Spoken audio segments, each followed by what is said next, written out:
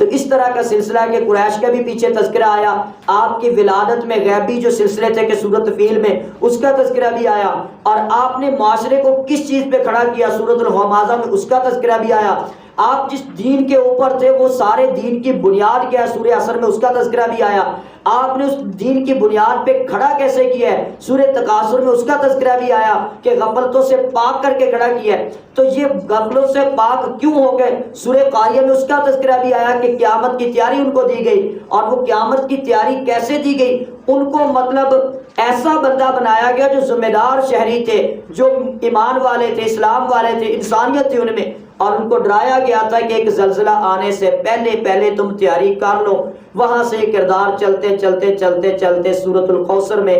آپ کی خیر کثیر ہونے کی ساری نشانیاں واضح ہو گئی۔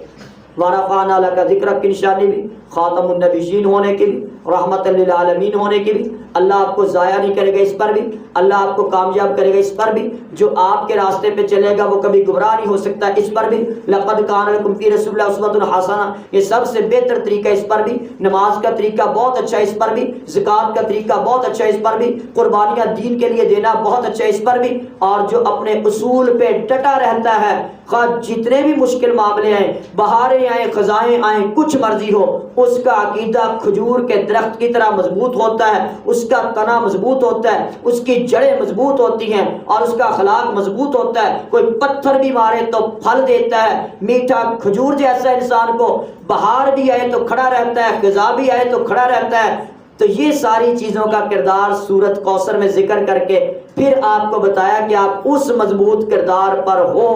کیوں؟ اس لیے کہ آپ کو آفریں آئی تھی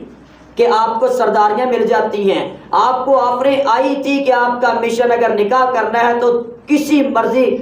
پورے عرب کے عجم میں بھی جس سے آپ دل کرے آپ بات کریں، ہم آپ کا نکاح کروانے کے لیے تیار ہیں، کسی عہدے کا آپ اشارہ کریں ہم آپ کو وہ عہدہ دینے کے لیے تیار ہیں، کسی مال کا آپ اشارہ کریں ہم مال دینے کے لیے تیار ہیں، لیکن یہ دعوت روک لو جو کہتے ہو نا لا الہ الا اللہ، اللہ کے علاوہ کوئی معبود نہیں ہے، یہ بت کچھ نہیں کرتے، یہ باپے کچھ نہیں کرتے ہیں، یہ قبریں کچھ نہیں کرتی ہیں، یہ حجر کچھ نہیں کرتا ہے، یہ شجر کچھ نہیں کرتا ہے، یہ درخت کچھ نہیں کرتے ہیں، ستارے کچھ نہیں کرتے ہیں، یہ مطلب اس طرح کی بات چھوڑ دو، ہمارے ساتھ کمپرومائز کرو، ہم ہر آپ کی بات ماننے کو تیار ہیں۔ اللہ نے بتایا وہ کٹ سکتے ہیں، مر سکتے ہیں، جلائے جا سکتے ہیں، اپنے موقف سے 1 انچ بر ہٹ نہیں سکتے ہیں، اور اس میں بہت زیادہ ہمیں آج کے بہت پیارے پیارے کرداروں پر بھی نظر رکھنی ہوگی، خواہ ہمیں جتنے بھی اچھے لگیں،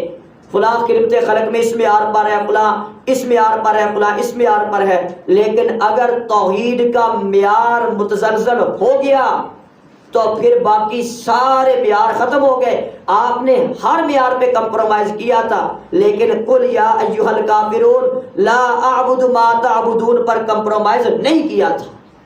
یہ بہت بصیرت کی باتیں ہیں، اس سے زیادہ کھل کے بتانے میں فتنے رونما سلسلے ہو جاتے ہیں، لیکن میں اپنا فہم آپ کے سامنے رکھ رہا ہوں کہ کتنے بھی خوبصورت لیبل کے اندر، کتنی بھی سیاست کے لیبل کے اندر، کتنی بھی ضرورت کے اوپر، کتنی بھی تعویل کے اوپر، جب وہ چیزیں رکھی جائیں جہاں پہ توحید متزلزل ہوتی ہو، شرک کی بو آتی ہو، اس اتحاد میں آتی ہو، اس عہدے میں آتی ہو، اس سیاست میں آتی ہو، اس ووٹ میں آتی ہو، اس خدمت میں آتی ہو، اس ڈگری میں آتی ہو، تو اس کو ٹھڈ مارنا فرض ہو جاتا ہے، اس کو ترک کر کے قدموں کے نیچے روند کے آگے گزرنا فرض ہو جاتا ہے۔ تو ان چیزوں کو بس اس سے زیادہ میں نے کہا میں اشارہ کر نہیں سکتا ہوں، کیونکہ شکوک و شبہات جنم لینے لگ جائیں گے۔ یہ میں نے حالات حاضرہ کی نسبت سے اشارے دیے۔